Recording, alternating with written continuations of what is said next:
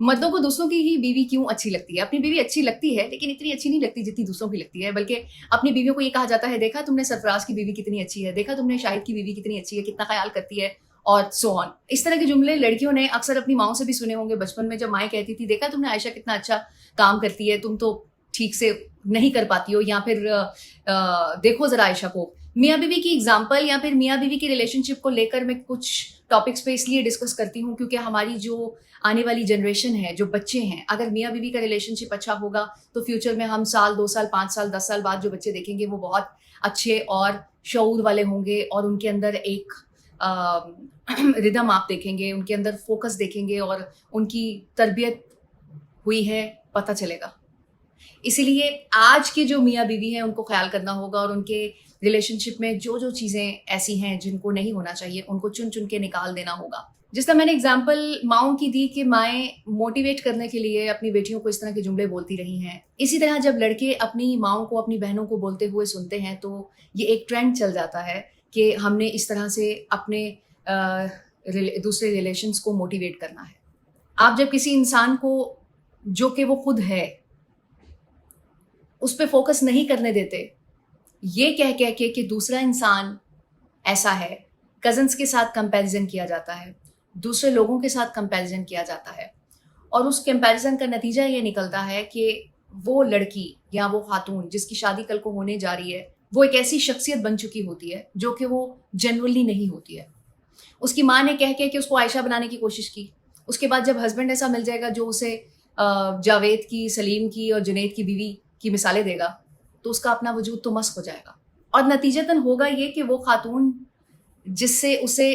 Compare किया जाता है, या जितनी भी लड़कियों या खातून के साथ उसे कंपैरिजन किया जाता है उसका, वो उस तरह की बनने की कोशिश करेगी। एक आदत किसी की उठाएगी, एक आदत किसी की उठाएगी, जिसका भी कह के उसे कहा जाता है कि तुम ऐसी, और फिर जो आपकी पब्लिक अप्रूवल होती है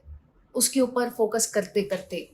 कि आप कैसे हैं, आप अच्छे हैं या नहीं हैं, आप काबिलियत रखते हैं या नहीं रखते हैं,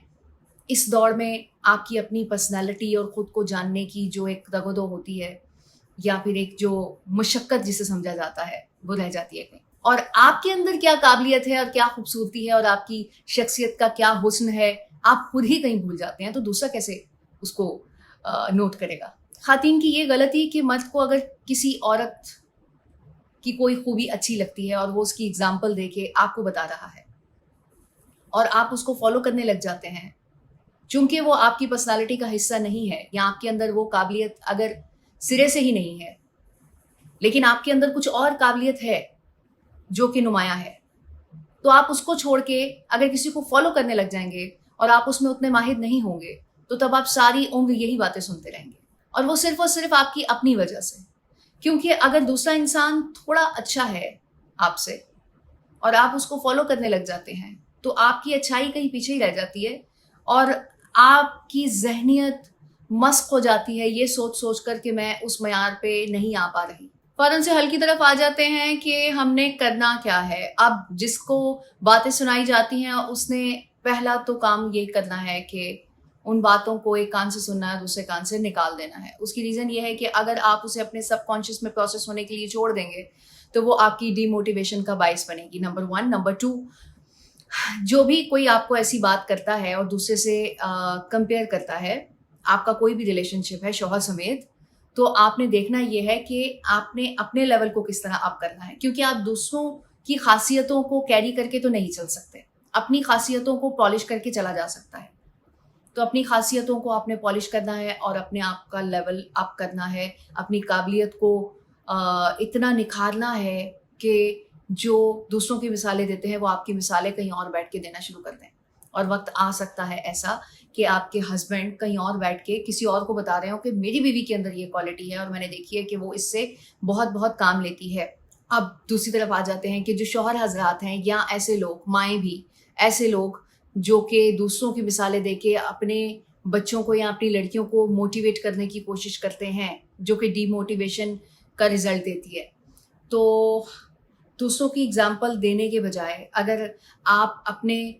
रिलेशन में जो खासियतें हैं उनको नोट करना शुरू करें। मैं नहीं मान सकती कि मियाँ बीवी का इतना क्लोज रिलेशन होने के बावजूद आप ये ना समझ पाएं कि दूसरे इंसान के अंदर